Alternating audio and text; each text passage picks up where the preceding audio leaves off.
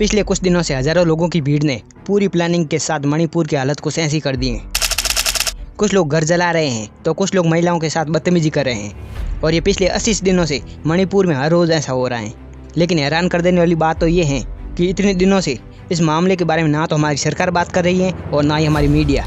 लेकिन 21 जुलाई को एक वीडियो वायरल होता है तो मणिपुर की हकीकत हमारे सामने आने लगती है और वो वीडियो सोशल मीडिया पर इतना वायरल होता है कि अब हर कोई जानना चाहता है कि आखिर मणिपुर में चल क्या रहा है। लेकिन इस वीडियो की एक हैरान कर देने वाली बात यह थी कि ये वीडियो 21 जुलाई का नहीं था। ये वीडियो था आज से करीब 2 महीने पहले का, जो अब जाकर हमारे सामने आया है। आज के वीडियो हम जानेंगे कि ये लोग मणिपुर में ऐसा क्यों कर रहे हैं और पिछले 2 महीनों में मणिपुर में ऐसा लगातार होने के बाद भी हमारी सरकार इन पर एक्शन क्यों नहीं ले रही। आखिर क्या कारण हो सकता है, आइए सब कुछ जानने की कोशिश करते हैं आज के इस वीडियो में। खबर से जिसके बाद पूरा देश शर्मसार है, देश में गुस्सा है। पुलिस जीप में 2 पुलिस वाले और एक ड्राइवर था, लेकिन भीड़ ने पुलिस वालों को भी भगा दिया। और हमारे प्रधानमंत्री जी ने 77 दिन के लिए कोई बयान ही नहीं दिया इस पे।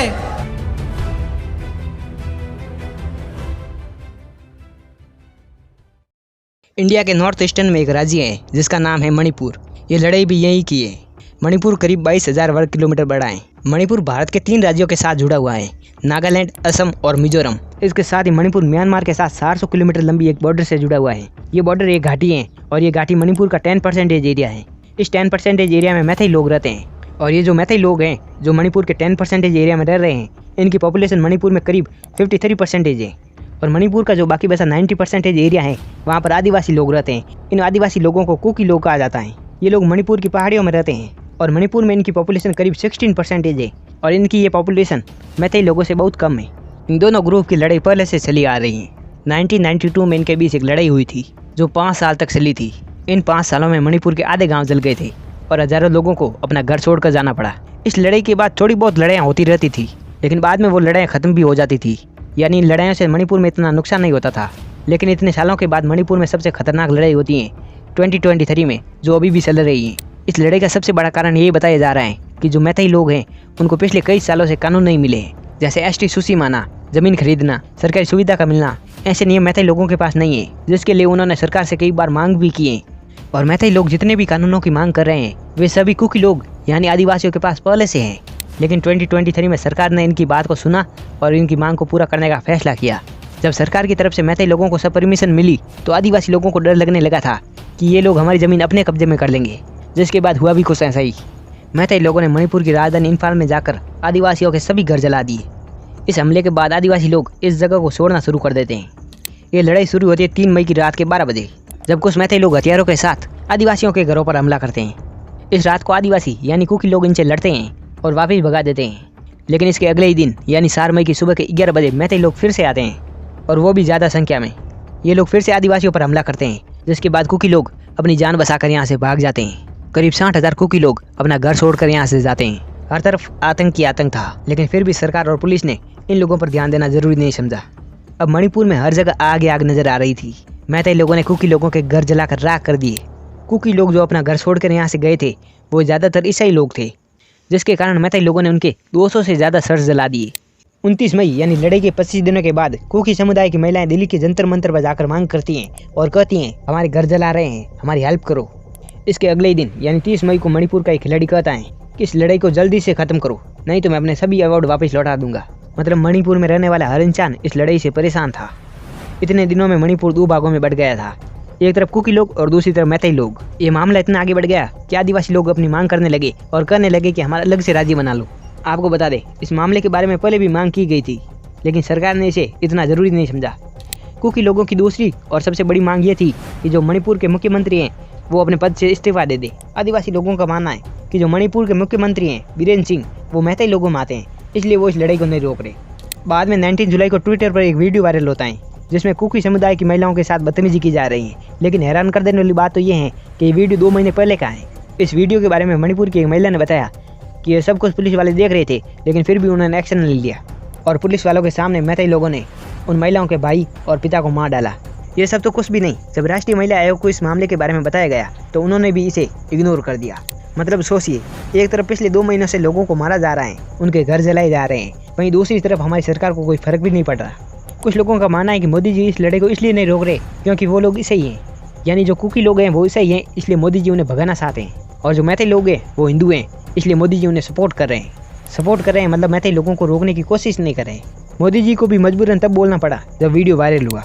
मेरा हृदय पीड़ा से भरा हुआ है, क्रोध से भरा हुआ है। मणिपुर की जो घटना सामने आई है, किसी भी सभ्य समाज के लिए ये शर्मसार करने वाली घटना है। किसी भी गुनहगार को बख्शा नहीं जाएगा। कानून अपनी पूरी शक्ति से, पूरी सख्ती से एक के बाद एक कदम उठाएगा। मणिपुर की इन बेटियों के साथ जो हुआ है, इसको कभी माफ नहीं किया जा सकता। लेकिन अब सवाल ये है कि क्या सच में हमारे प्राइम मिनिस्टर को ये पता नहीं था कि पिछले 2 महीने से मणिपुर में क्या चल रहा है, और क्या मोदी जी मैथई लोगों को इसलिए नहीं रोक रहे कि वो हिंदू हैं? आइए जानने की कोशिश करते हैं। एक रिपोर्ट में बताया गया है कि मणिपुर में 1993 तक कोई भी ऑफिशियल लैंग्वेज नहीं थी, और ना ही ये जगह हिंदू धर्म वाली थी, यानी यहाँ पर हिंदू कल्चर कभी था ही नहीं। और 1980 तक मैथई लोग खुद कह रहे थे कि वो हिंदू नहीं है। और इस रिपोर्ट में ये भी बताया गया है कि मणिपुर का जो पूर्वी उत्तरी भाग है, जहाँ पर मैथई लोग ज़्यादा रहते हैं, जो ये दंगे कर रहे हैं, वहाँ पर कभी हिंदू थे भी नहीं, वहाँ पर सिर्फ ईसाई लोग ही थे। यानी मणिपुर में रहने वाले कुकी लोग भी ईसाई हैं और दंगे करने वाले मैथई लोग भी ईसाई हैं। अब आप सोच रहे होंगे कि मैथई लोग ईसाई हैं तो उन्होंने सर्च को क्यों जलाई। तो आपको बता दें, मणिपुर में जो दंगे करे ना तो वो ईसाई हैं और ना ही हिंदू, यहाँ तक कि ये लोग भारत के भी नहीं हैं। वो कैसे, आइए जानते हैं। मणिपुर भारत का एक ऐसा राज्य है जो म्यांमार के साथ लंबी बॉर्डर से जुड़ा हुआ है। म्यांमार ही वो देश है जिसकी वजह से ये लड़ाई शुरू हुई। इंडिया और म्यांमार की बॉर्डर जो कि मणिपुर में, ये बॉर्डर इतनी कमजोर है कि यहाँ पर हर साल करोड़ों रुपए का ड्रग्स पकड़ा जाता है। यहाँ तक कि 2022 में म्यांमार की सरकार ने खुद कहा कि हमने म्यांमार और मणिपुर के बीच में 870 मैट्रिक टन ड्रग्स का कारोबार किया है। आज जो इंडिया में ड्रग्स आता है वो मणिपुर के रास्ते से आता है। म्यांमार के साथ 2 और देश हैं जो ड्रग्स बेचने का काम करते हैं, और वो हैं थाईलैंड और लाओस। इन तीनों देशों को ड्रग्स देने का काम पाकिस्तान, ईरान और अफगानिस्तान करता है। एक रिपोर्ट में बताया गया है कि ये ड्रग्स मणिपुर में कुकी लोग और मैथई लोग भी खरीदते हैं, यहाँ तक कि ये लोग मणिपुर में इसकी खेती भी करते हैं। लेकिन क्या आपको पता है ये सब कुछ इतनी आसानी से कैसे हो रहा है? वो इसलिए हो रहा है क्योंकि मणिपुर और म्यांमार की बॉर्डर का काम 10% भी अभी तक पूरा नहीं हुआ है। मणिपुर के लोग पेड़ काटकर अफीम की खेती कर रहे हैं, इसलिए ताकि वो अपनी गरीबी को दूर कर सके। और ये लड़ाई भी इसलिए हुई है क्योंकि आदिवासियों को डर था कि मैथई लोगों को यहाँ पर रहने की परमिशन मिल गई तो वो लोग इस खेती पर कब्जा कर लेंगे। सरकार ने कई बार इस खेती को रोकने की कोशिश की, लेकिन यहाँ पर कुछ ज़्यादा फर्क नहीं पड़ा। लेकिन मज़े की बात तो यह है कि म्यांमार के लोग ड्रग्स के साथ साथ मणिपुर में आतंकवादियों को भी लेकर आ रहे हैं, और ये लोग अपने साथ ड्रग्स और हथियार भी लेकर आते हैं। बताया जा रहा है कि ये लोग पाकिस्तान के हैं जो म्यांमार से मणिपुर के अंदर आ रहे हैं। ये 400 किलोमीटर वाली बॉर्डर कितनी कमज़ोर है, ये तो हमें मणिपुर के हालातों को देखकर भी पता लग जाना चाहिए। इन सभी रिपोर्ट से यही साबित होता है कि आज जो मणिपुर में दंगे कर रहे हैं वो हिंदू है ही नहीं।